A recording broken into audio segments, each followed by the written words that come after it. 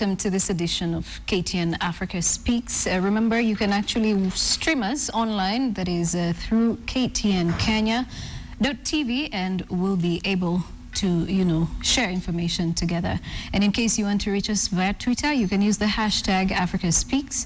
Well, let's start by taking a look at the top stories from across Africa.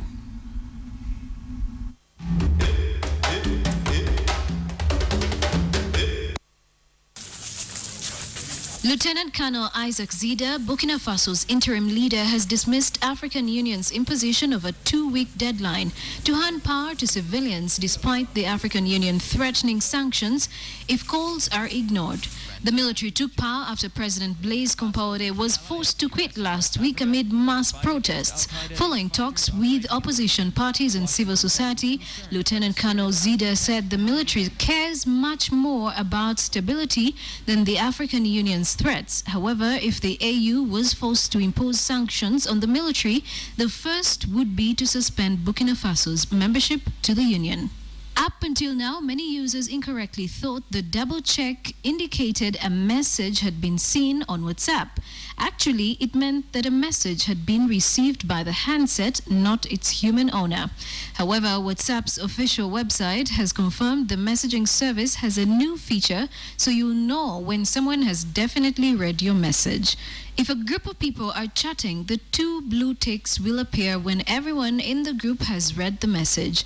The grey check marks will show up when everyone has received the message. You can also find out the time a message was delivered and read by pressing the message with the double tick, then holding it for a couple of seconds before selecting info. Other messaging services already have similar types of notifications to show when someone has seen a message, like Facebook. But here is what one WhatsApp user is mad about. Is the bastard that advised WhatsApp to put double tick, Is your father a gorilla farm? Is your mother a lizard farm? You have spoiled everybody's game. How are we going to hear people now, We can't even hear them. Oh my God. Oh wow. Facebook has added an Ebola button to users' profile pages to help people donate to charities fighting the disease. The money will go to International Medical Corps, the International Federation of Red Cross and Red Crescent Societies, and Save the Children. Facebook is also paying for 100 satellite communication terminals to help improve internet and phone services in West Africa. The disease has killed nearly 5,000 people across Liberia, Sierra Leone, and Guinea. Facebook founder Mark Zuckerberg announced the Ebola donation button with a video on his own profile page, saying, "I want to make sure Facebook does its part to help fight Ebola." Facebook says it chose charities that work directly on the ground and are able to accept money globally.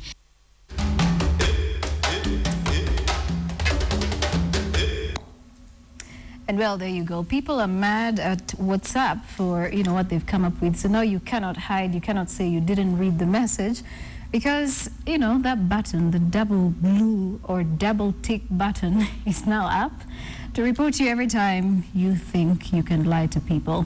Now, of course, there are ways the international media has reported the Ebola disease, from the time it broke out in West Africa.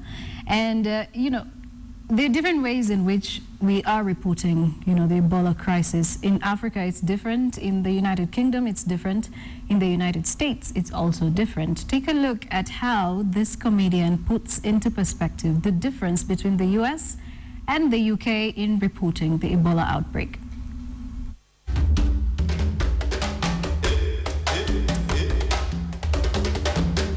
Been going on? Well, there's been one story dominating the news: Ebola. Now, here is how it was covered in Britain. Ebola cases in West Africa approach 9,000. Hundreds of British troops are being sent to West Africa. A small number of cases will reach the UK. We can contain it. Britain is at the forefront of preventing the spread. A message for the public: don't worry. Calm, measured.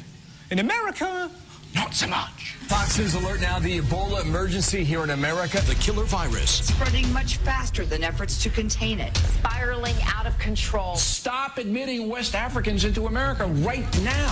Several questions. Can they go to the movies? Hospitals aren't ready for Ebola. All hell is about to break loose. The media media have worked the American people into such a frenzy, some of them have taken to the streets. I mean, look at this guy. I love him, but I'm not sure he understands how Ebola spreads. If I put Ebola ass in the spaghetti, and what if they rub their nuts on the garlic bread? What then? He's amazing. I could watch him for hours. Here he is, describing the outbreak. That is how you teach maths. And just when you think he can't get any better, listen to what he thinks is the biggest issue surrounding this terrible disease. That's right.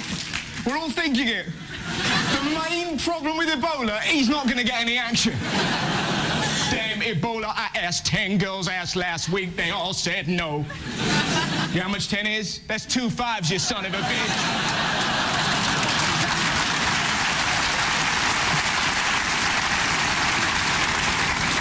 So how about Britain? How have we been dealing with the Ebola crisis? Well, the response over here has been a little bit more British. I can't imagine there being an outbreak of Ebola in the United Kingdom. I mean, the virus would hate it here. Ebola would hate it here. The weather's ghastly, traffic's a nightmare. No, if I were Ebola, I'd go to Morocco. He's a lunatic. Ebola is a virus. It doesn't have emotions. How do you think it's under the microscope like this? Do you want to go to Britain? No. I want to go to America. Why? Because I want to put my ass in the spaghetti. Pretty silly. Not that it was my favourite British response. Did you see this? Former Birmingham City striker reassures Twitter fans, I don't have Ebola. And why did he have to do this?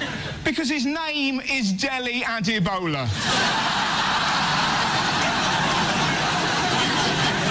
Only in this country. Hope he's okay, because I heard Delhi had Ebola.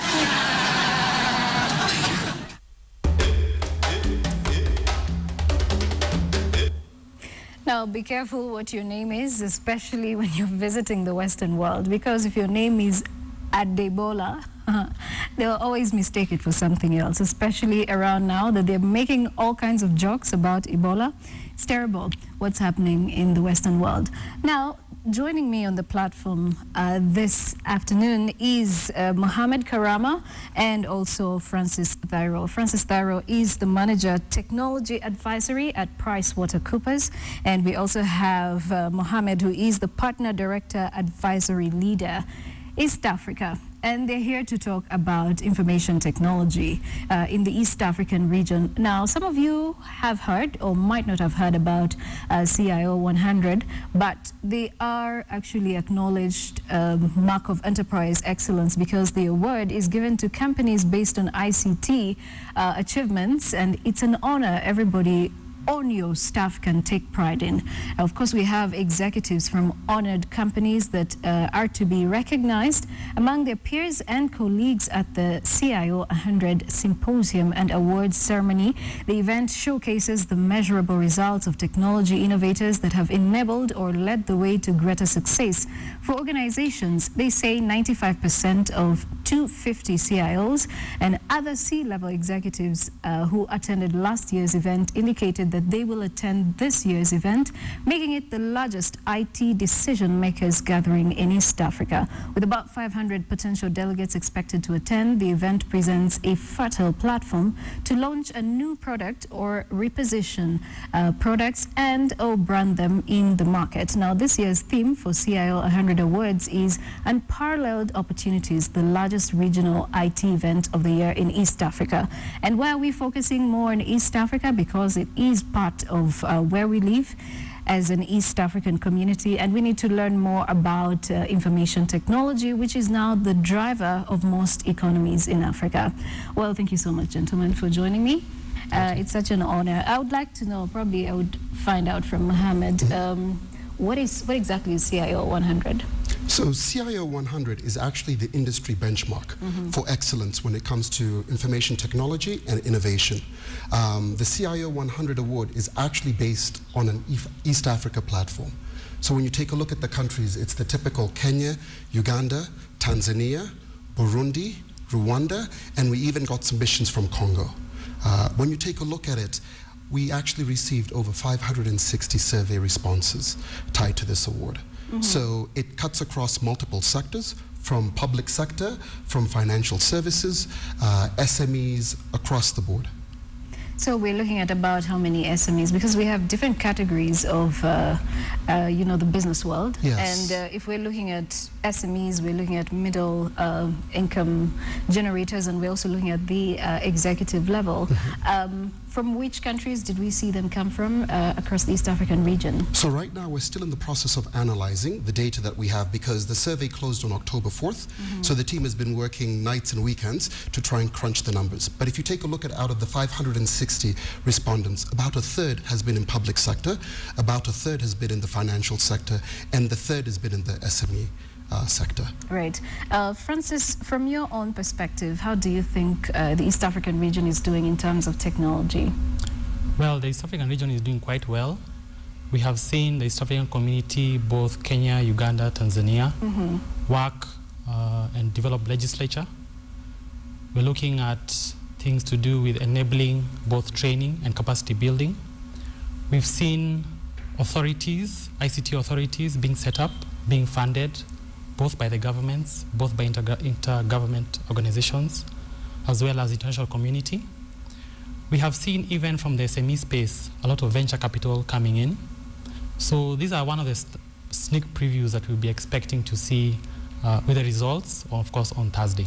All right. Yes. And when you talk about the results, let me just, before we can even get more into the awards, I would like to find out from you, in terms of executives' use of technology as compared to the small, medium enterprise or micro and small, medium enterprise usage, how would you put the two together? Do you think that maybe there are certain things we can learn from the lower levels of lower sectors and take on to the executive and vice versa?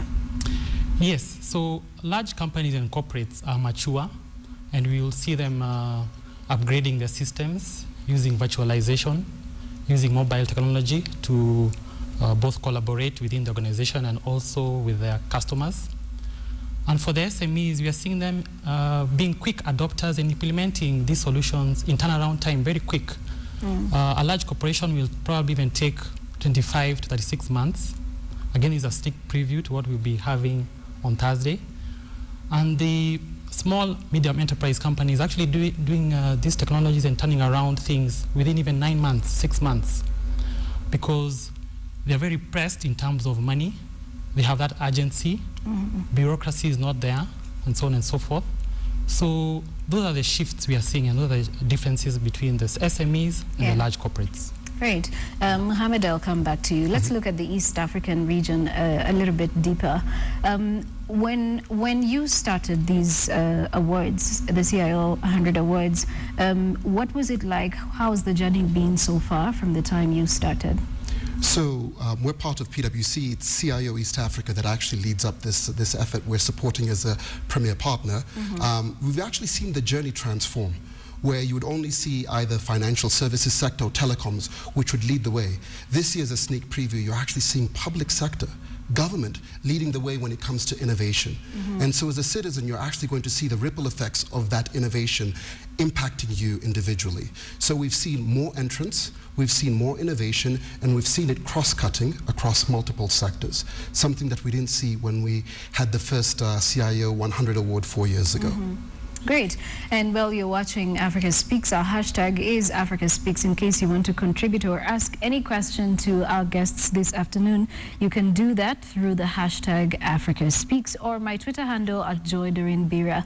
We are going to take a break now, and when we return, we'll have one more guest joining us. Do stay with us.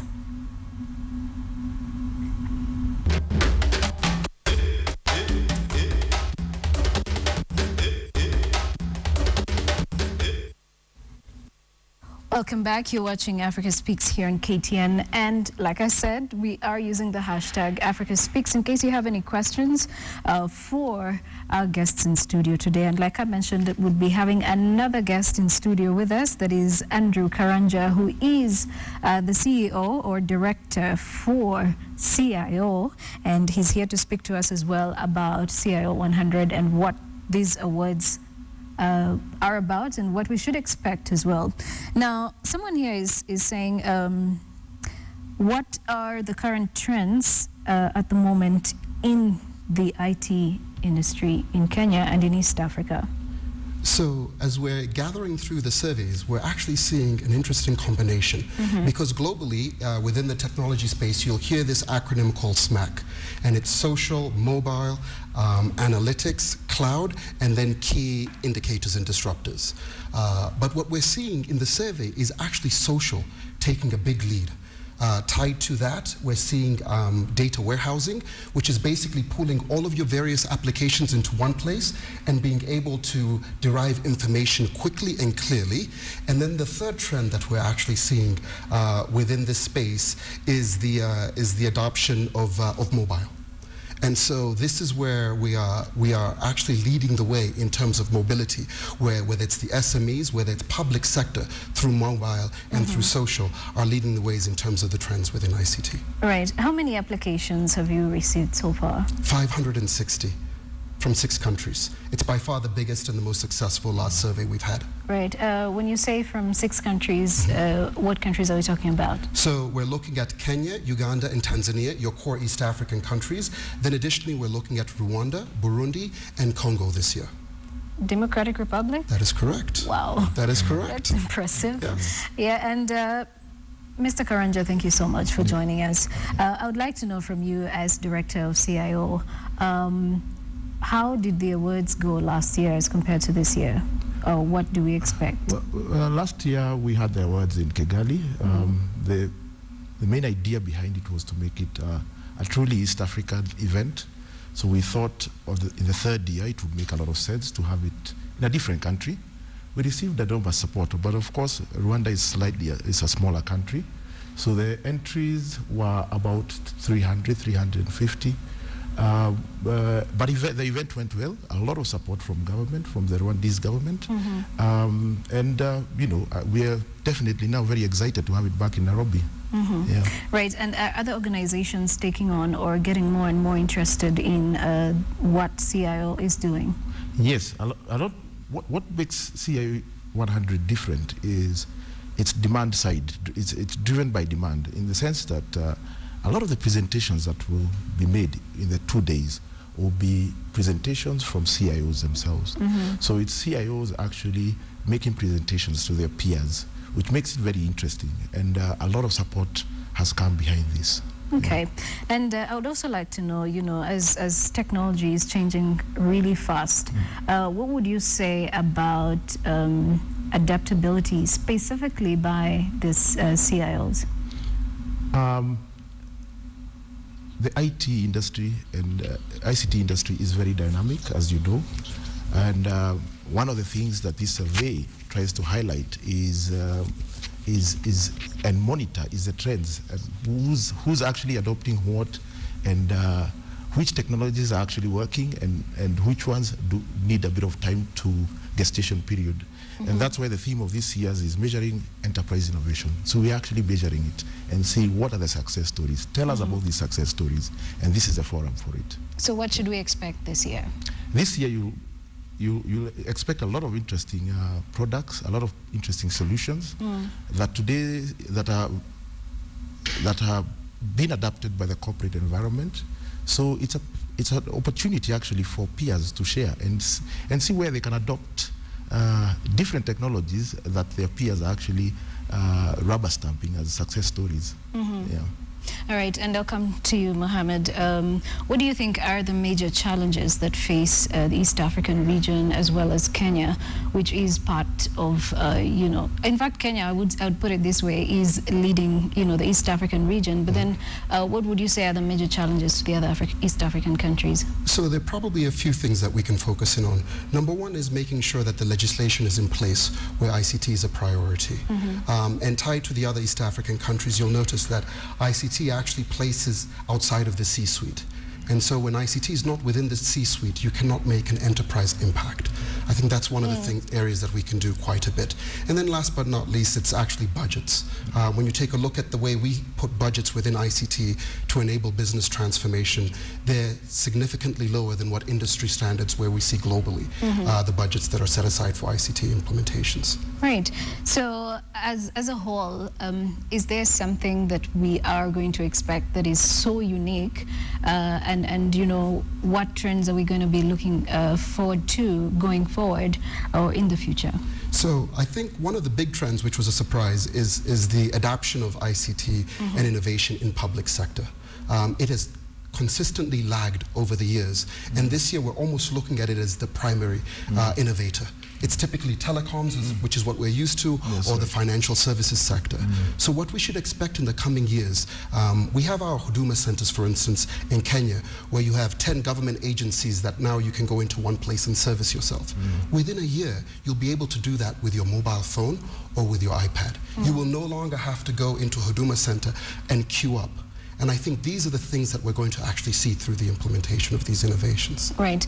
And as we come to a close, there's a lot of people who would also still like to get into more of technology, or at least incorporate technology into their companies. Are there avenues through the different companies, that is CIO as well as PricewaterhouseCoopers, that give those avenues to maybe small, medium businesses or middle-income businesses and maybe executive, at the executive level, sorry? I think when we have events like this, we encourage the SMEs and the upstarts to come and interact with the more senior corporates and develop confidence and know that there are going to be challenges in adoption of ICT. So this forum works very well for even the startups to just come and experience and just share experiences and case studies that have worked. So for us, this is a platform for everyone, both the startups and people who are more established in the industry. Right. Yeah. And Mohammed, are there avenues that give opportunity to maybe the small SMEs, middle-income businesses at PricewaterhouseCoopers? Absolutely. We actually have a robust practice in technology, which is growing. There are actually 3 partners that lead that practice with 80 employees that work and support us. So what we're doing across the region is we're looking at partnering with some innovative SMEs where we can actually deliver better value for our clients. And so we believe the partnership model not only is able to incubate these businesses, but able to deliver additional value for who we serve. Right. I'll just read a few tweets here.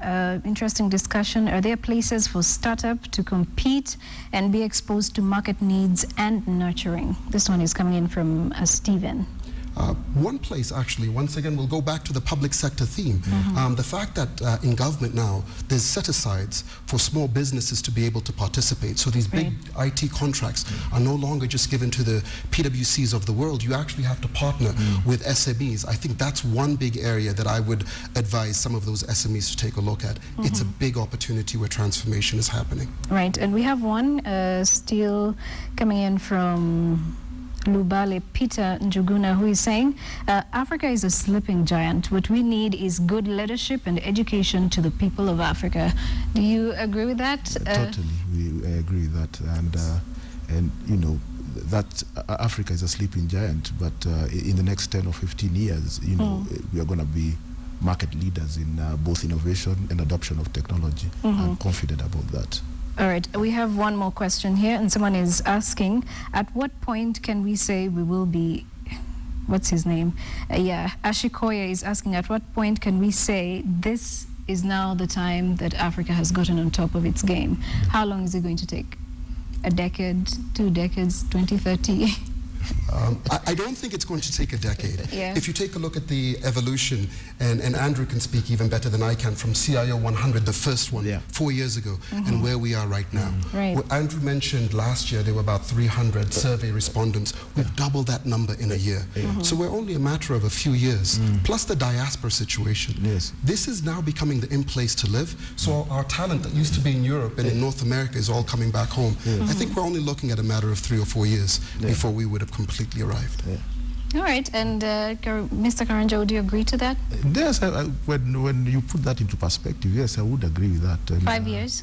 I'd put it about 5 years. There's so much happening, and as we mentioned earlier, you know, the first CA 100, you know, we barely scratched to get good quality, you know, projects, but we're overwhelmed, and this is 4 years after, so, you know, definitely next year is going to be bigger and better. Yeah. Well, thank you so much for joining me on this edition of Africa Speaks. It's such an honor to host the both of you, and we've been speaking to Andrew Karanja, who is the director for CIO, and we also have Mohammed Karama, who is, you know, the director and partner advisory leader East Africa. And earlier on, we spoke to Francis Dhairo, who is the manager technology advisory at PricewaterhouseCoopers. Well, thank you all for joining us, and also for the questions. Let's continue this conversation on Twitter via the hashtag #AfricaSpeaks. My name is Joy Doreen Bira. Thank you all for coming once again, and have a good afternoon.